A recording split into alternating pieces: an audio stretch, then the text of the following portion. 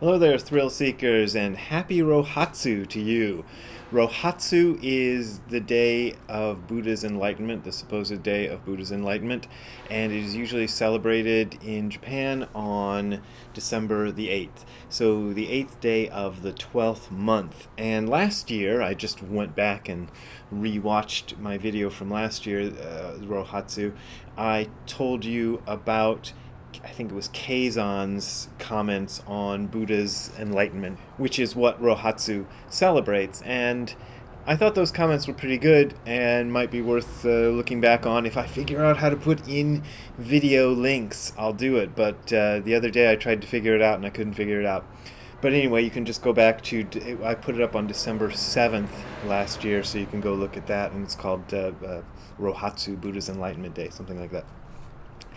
So this year, I want to talk about some comments from Dogen's extensive record, aka Dogen's expensive record, although it's gone down in price. Now it's $26. When I first bought this book, it was $65.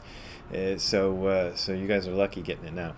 This is a compilation of talks that he gave. These are generally later than the talks that were in Shobogenzo. So from a later period of his life, many of them from Eiheiji Monastery, hence Eihei Koroku, which means Eihei, the extensive record of Eihei, Eiheiji being the temple that Dogen founded. So, I want to read you, well, let's see, he gives about, let's see, I'll tell you how many right off. 1, 2, 3, 4, 5, 6, 7, 8. There are 8 Rohatsu discourses recorded in this book, and I think 2 of them are the best, in my opinion, or the most understandable. A couple of them are really hard to understand because he just kind of says something very poetic and leaves the stage, but the 2 that I picked out are pretty normal sounding, at least normal sounding for Dogen. I don't know if I'll get to both of them in one video, but I'm going to start off with my favorite, which will explain the reason for the title of this video, Raise Your Fist for Rohatsu. Okay, so here we go. This is his Enlightenment Day discourse. It doesn't say what year, so we don't know what year. The other one says what year, but this one doesn't. Here we go. The translators have titled it, Meeting the World Honored One. Originally, these didn't have titles.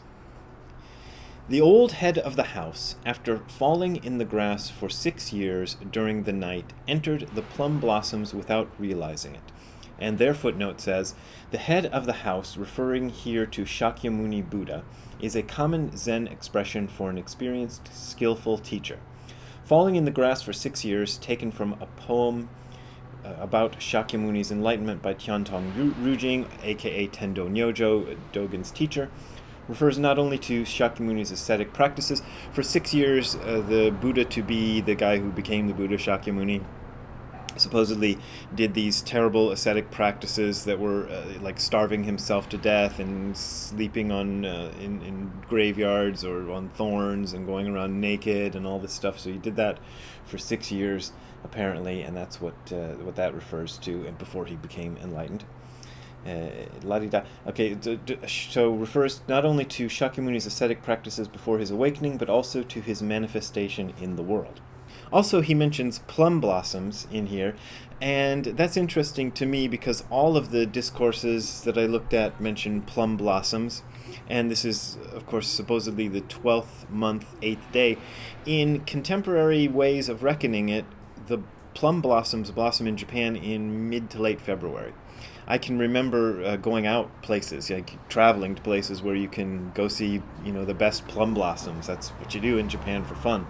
In February, in late February, they bloom just before the spring actually arrives, and that is a metaphor that Dogen plays on, because the spring being the Enlightenment.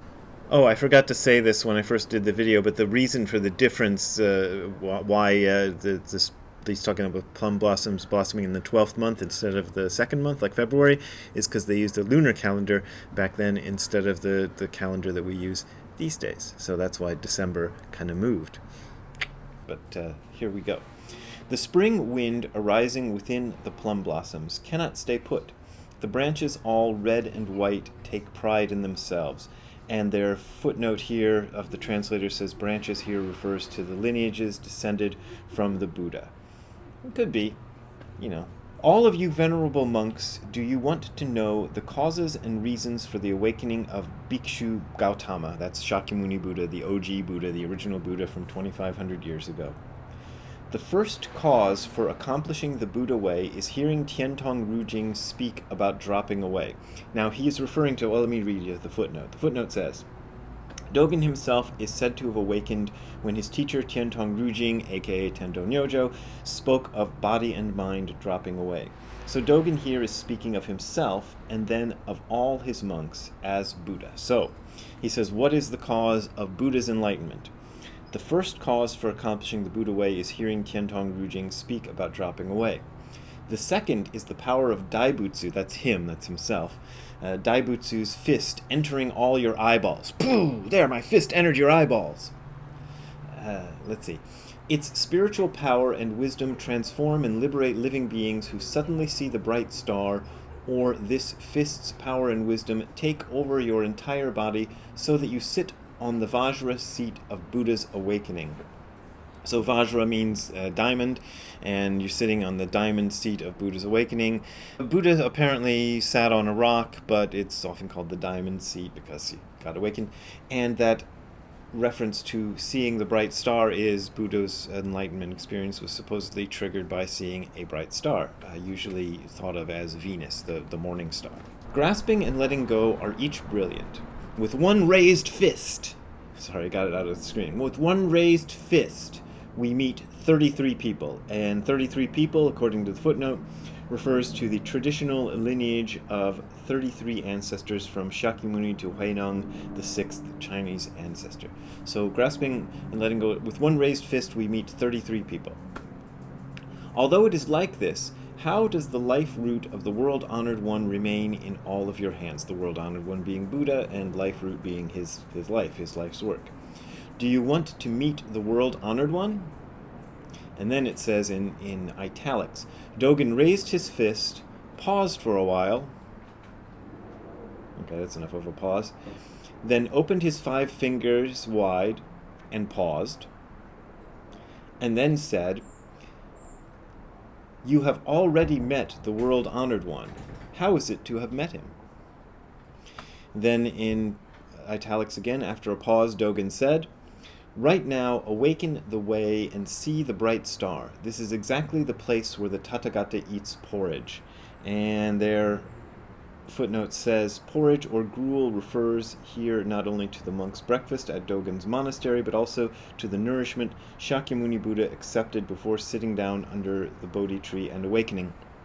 So that is a reference to the story of the Buddha's ascetic practices, which I mentioned earlier, where he nearly starved himself to death, and supposedly a girl carrying an offering of porridge. She was supposed to sit in front of a deity, in front of a statue.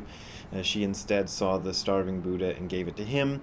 He, at that moment, decided that starving himself to death wasn't making him any more enlightened, and accepted the porridge and ate it. So that's what that is, and probably, maybe he's giving this speech before breakfast or after breakfast or around breakfast time. So he makes a reference to the monks eating porridge for breakfast. So this is interesting because Dogen here clearly identifies the Buddha with himself and his monks.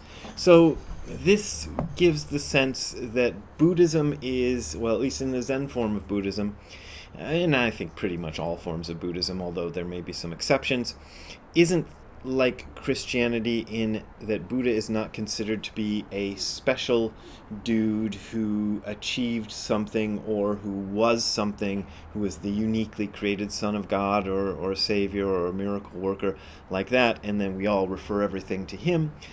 We ourselves are as capable as he was of attaining whatever it was that he attained. So that's what that's about. And he being Dogen, wants to remind his monks that they are doing the Buddha's practice.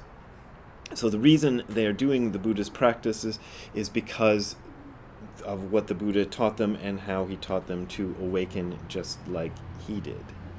And if you want to know more about what he awakened to, you can go back to that talk that I gave a year and a day ago, about the awakening of Buddha and what Keizan had to say about that. He basically talks about how the I, Buddha supposedly when he was awakened said, "I and the great earth together have awakened," and Keizan takes this statement apart and says, "I is also you, and the great earth is also you, so the Buddha awakened with you." And I remember somebody on the comments section of this video channel taking me to task, or taking Buddhism itself to task, because that statement is obviously false, because I didn't feel awakened when Buddha got awakened. I wasn't even alive then, that kind of idea. But Buddhism is taking this idea that the very same I that Buddha referred to himself as I is the same I that you refer to yourself as I when you call yourself I. You are referring to the same I as when I call myself I, and when Buddha called himself I, and when Dogen called himself I, and so on. It is the very same consciousness that looks out of all of us, and that's what Keizan wrote about. And what Dogen writes about is how we are all able to have that understanding. And I just like that. That's a real nice little discourse there, so I'm gonna leave it at that and go maybe tomorrow. If people want to see me talk about this tomorrow, leave a comment below and say, hey, I want you to talk about the other one tomorrow, and I will. I had something else I was sort of thinking about talking about, but it's not so timely, and we can leave it. Anyway, I hope you enjoyed that little talk about Buddha's Enlightenment Day, and I am gonna go back and read Mad Magazine. I just got this off of eBay, and this is related not obliquely, actually it's related kind of directly to a project I am going to start on, and we'll see how far it gets, but I'll tell you more about that project later. I just turned in on Monday my forthcoming book, which is going to be called, or is already called, The Other Side of Nothing, and it's coming out in May, I believe. It's already listed on Amazon for pre-order if you're the kind who wants to pre-order. I guess that helps me if you pre-order, so you can go on Amazon and pre-order if you're going to buy from Amazon. Or buy from your local bookstore, support them. I think that's a good idea. Anyway, if you want to support me, though, you can go to the URL you are seeing on the screen below, which is hardcorezen.info/donate. That is hardcorezen.info/donate. That is where you will find links to my PayPal and Patreon accounts. Those are my pretty much only way of making a living, and I really appreciate your support. But as always, this is offered for freezels, so you don't gotta pay if you don't want to pay. We will see you next time. Have a good time all the time. Bye. Hey, Ziggy. Ziggy, you got a new toy? Is that your new sock? You enjoying your new sock? Is that your Buddha's Enlightenment Day present? Okay, enjoy your new sock. See you later. Bye.